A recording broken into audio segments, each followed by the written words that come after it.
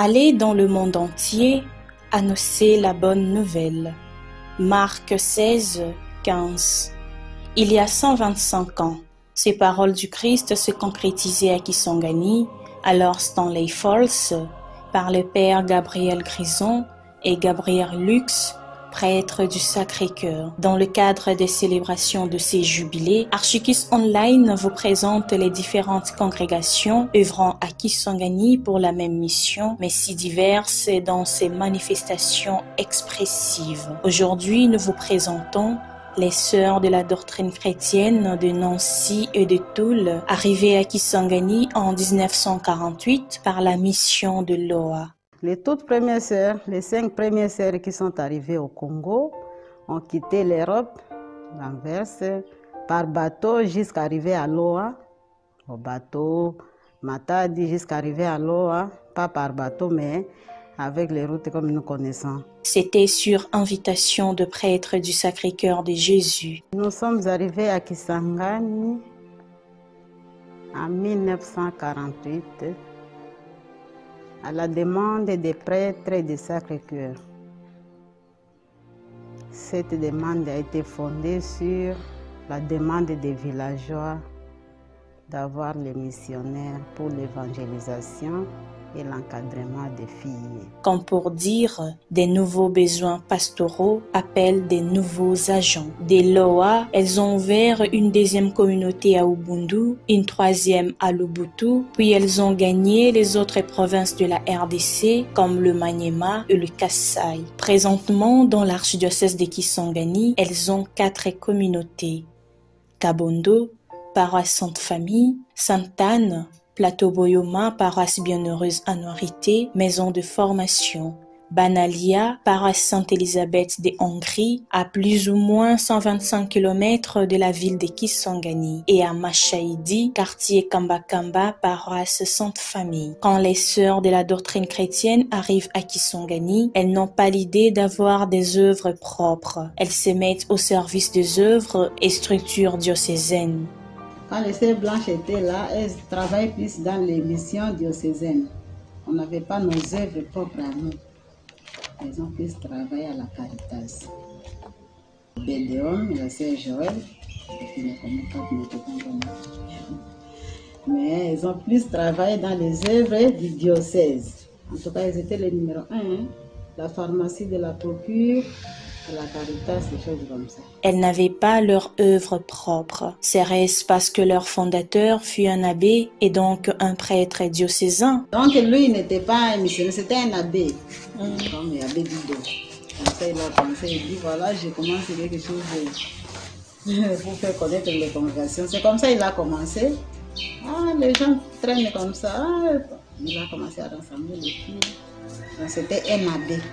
Parmi les pionnières, on peut citer la révérende sœur Joëlle Caspar Margot, qui s'est donné corps et âme pour la construction de l'hôpital général de référence de Kabondo. Mais pour la santé, on n'a pas un centre de santé ni l'hôpital non plus. Mais ce sont nos sœurs qui ont construit la référence.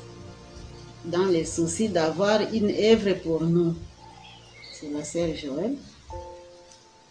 Ils ont construit la référence. On avait tout terminé, mais les diocèses là voulaient prendre la référence.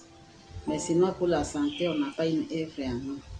Mais sinon, nos sœurs travaillent dans ces œuvres-là des diocèses. À l'hôpital, ici, à la référence, il y a 2 sœurs qui sont là. À Banal, il y a un centre de santé de la paroisse. Il y a une sœur qui travaille. Pour le moment, à Kisangani, elles n'ont pas toujours d'hôpital ni de centre de santé propre comme en Côte d'Ivoire par exemple. Ce serait leur souhait. Mais elles continuent à être au service à l'hôpital général des références du Kabondo et au centre médical de Banalia, un centre de l'État congolais. C'est en octobre 2001 qu'elles ouvrent leur première école, l'école maternelle Tchem à Kabondo, puis une deuxième à Banalia, complexe scolaire La Source, et une troisième à Machaïdi.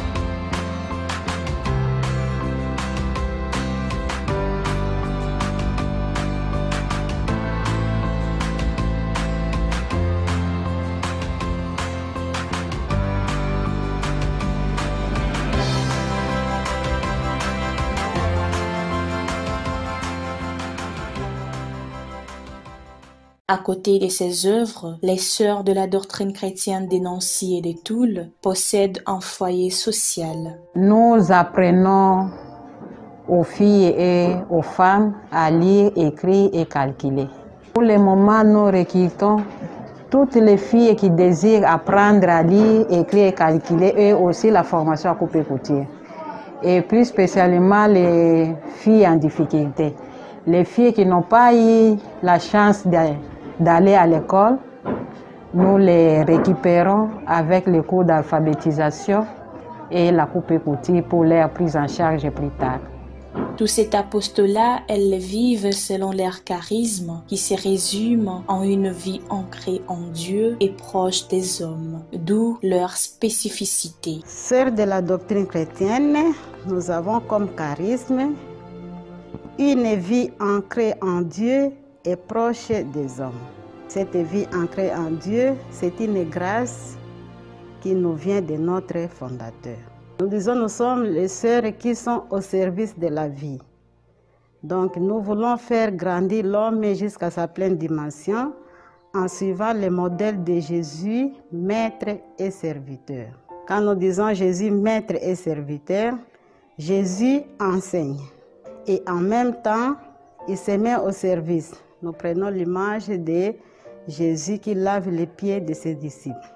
Pour bien enseigner et être au service, leur journée commence par la prière et se termine par la prière. Entre les deux, les moments de vie communautaire, repas, réunions, récréation, les différentes actions apostoliques et autres. Au début, les sœurs de la doctrine chrétienne orientent les jeunes filles vers les autres congrégations, notamment les sœurs de la Sainte Famille de Kisangani. C'est seulement en 1991 qu'elles vont accueillir les premières filles congolaises pour la formation. Ainsi, en juillet 2020, les sœurs Régine Amboyoyenga, Micheline Denga et Antoinette Mbilia ont fêté leur jubilé d'argent de vie religieuse. Confiantes en la providence et au maître de la vigne qui appelle, les filles de l'abbé Jean-Baptiste Vatelot croient à l'avenir de leur congrégation. Nous disons, nous avons l'espoir que l'œuvre de Dieu continuera.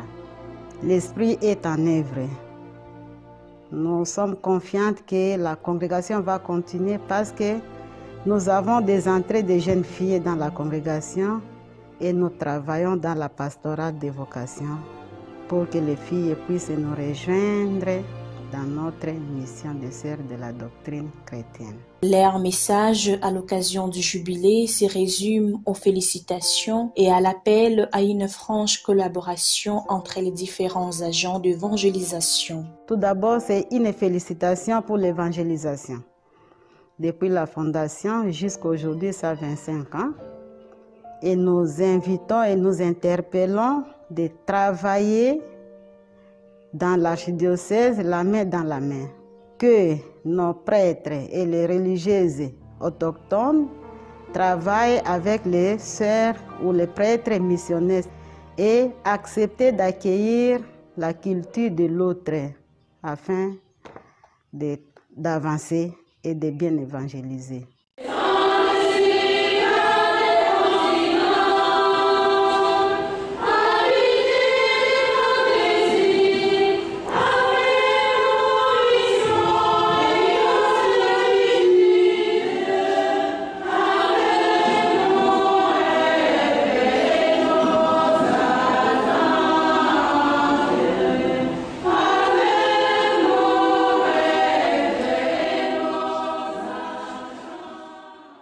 Pour Archikis Online, conception, Abededone Kambale Kassika, reportage, Yusil Rosalita Kachuva, prise de vue et son montage, Cédric Sabiti. Remerciements, Son Excellence Monseigneur Marcel Outembitapa, archevêque de Kisangani et président de la Conférence épiscopale nationale du Congo Sanko, aumônerie universitaire, paroisse Saint-Esprit.